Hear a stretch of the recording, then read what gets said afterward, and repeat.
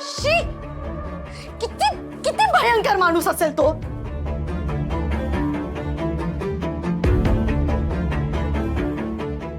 अक्षय, अरे मी तुझ्याशी बोलतीये. लक्ष कुठे आहे तुझं? श्रावणी, जरा हळू बोलशील का? का का हळू बोलू मी? अरे एवढी मोठी गोष्ट घडून गेली आहे. जर त्या दोघांनी मिळून दयानंदचा खरा चेहरा सगळ्यांसमोर आणला नसता ना, तर आपल्या सगळ्यांचं काय झालं असतं याचा विचार कर. त्या दोघांनी मिळून हे सगळ्यांसमोर आणलंय. याचा दुसरा अर्थ कळतोय का तुला? आता कोणता दुसरा अर्थ यात? हे बघ, दयानंद काका एक्सपोज झाले ते बरंच झालं, पण हे सगळं ज्या पद्धतीने झालंय ती आपल्यासाठी धोक्याची घंटा आहे. धोक्याची घंटा म्हणजे श्रावणी, हे जेवढं दिसतंय तेवढं सोपं नाहीये. ज्या पद्धतीने श्रेयस आज दयानंद काकांशी बोलत होता ते नीट बघितलं नाहीस तू? तो पूर्वीसारखा श्रेयस नाहीये, नवा श्रेयस आहे, बदललेला, भेदक आणि कोरडा. आधीसारखा इमोशनल नाहीये तो आता, खूप सावध झालाय. आणि या नव्या श्रेयस पासून आपल्याला खूप अलर्ट राहावं लागणार आहे. का? आपल्याला काय करणार आहे तो? हा, अरे अक्षय, त्याचा तुझ्यावर खूप जीव आहे, हे माहिती आहे ना तुला. ते सगळं विसर श्रावणी. ज्या पद्धतीने त्याने वेड्याचं नाटक करून सगळं जाणून घेतलं आणि योग्य वेळ येता झडप घालून सगळं सत्य सगळ्यांसमोर आणलं, हे खूप विचार करण्यासारखं आहे. मग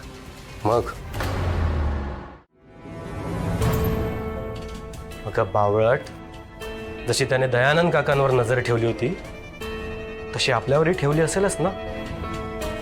हे नसेलही तरी त्याला वेडा समजून आपण त्याच्यासमोर जे काय केलंय ते त्याच्या नजरेत आलंच असेल ना. बापरे अक्षय, अरे हे माझ्या लक्षातच नाही आलं. तेच तर मी म्हणतोय, आता आपल्याला खूप अलर्ट राहावं लागणार आहे. बापरे, एक मिनिट अक्षय. त्या दिवशी किटी पार्टीमध्ये मी श्रेयस भाऊजींशी जे काही वागले, त्यांच्या डोक्यावर ओढणी ठेवून त्यांना सगळ्यांसमोर नाचायला लावलं, तेव्हा ते वेडे होते की नॉर्मल? आणि त्या दिवशी जेवताना तो दागिनेवाला बिल घेऊन आला, तेव्हाही तो वेडा होता की शहाणा? हे कसं समजणार आता? म्हणजे आपण पैशांचा जो काही गोलमाल करतोय हे त्यांना माहित असेल का? खात्री करून घ्यायला काहीही मार्ग नाहीये.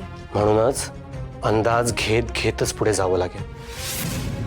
पुढचे काही दिवस आपण शांत बसूया, कुठली नवी ऍक्टिव्हिटी नको.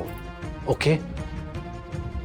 ते बरं झालं हे सगळं आपल्या लवकर लक्षात आलं, नाहीतर आपण श्रेयसला फसवून त्याच्या सिग्नेचर घेणार होतो. आणि ते काम तू मलाच सांगितलं होतंस. नशीब वाचलो आपण त्यातून. पण मग आता काय होईल? आणि जर श्रेयस भाऊजींना सगळं कळलं तर? शांत राहा. त्याच्या मनात त्याचा काय प्लॅन आहे हे कळेपर्यंत आपण शांत राहूया.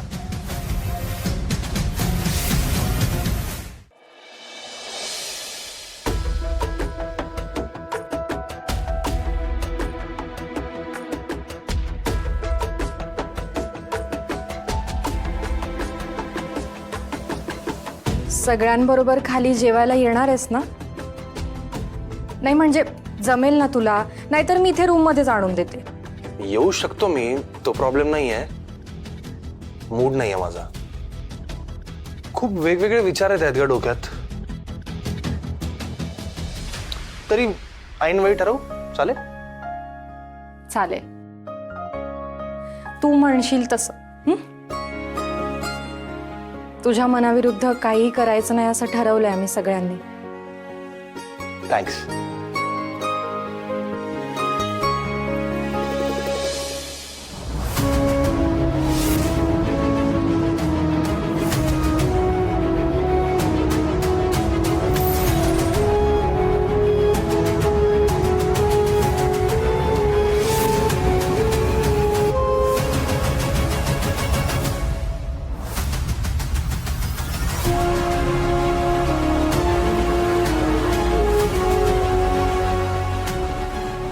आता हात कसा सोडवू आणि काय सांगू मी याला?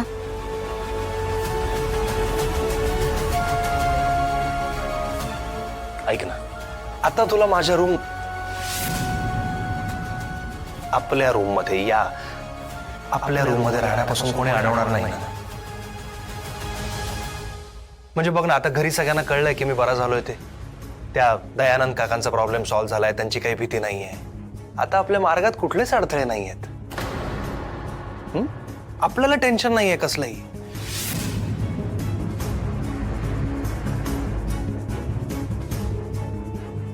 चल ना, आपण दोघं आपल्या स्पेस मध्ये छोट्याशा पण आपल्या पर्सनल स्पेस मध्ये राहूया ना एकत्र.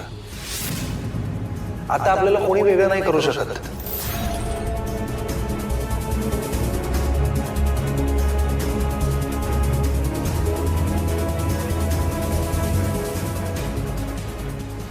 एवढा का विचार करावा लागतोय? आत्ताच तर म्हणालीस ना तू, एवढीशी सुद्धा गोष्ट तुझ्या मनाविरुद्ध होऊ देणार नाही म्हणून.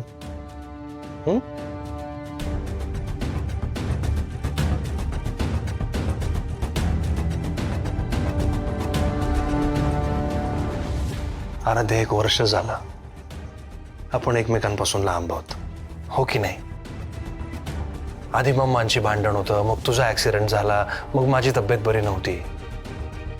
काय काय होऊन गेलं या 6 महिन्यात.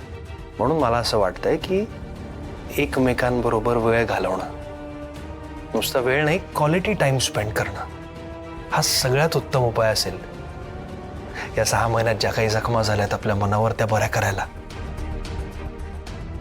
हो की नाही? काय झालंय? तुला माझी ओढ लागली नाहीये का?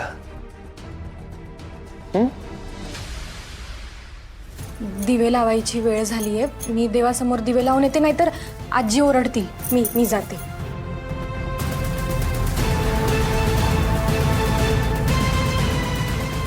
का टाळते ही आमच्या रूम मध्ये राहायला येणं?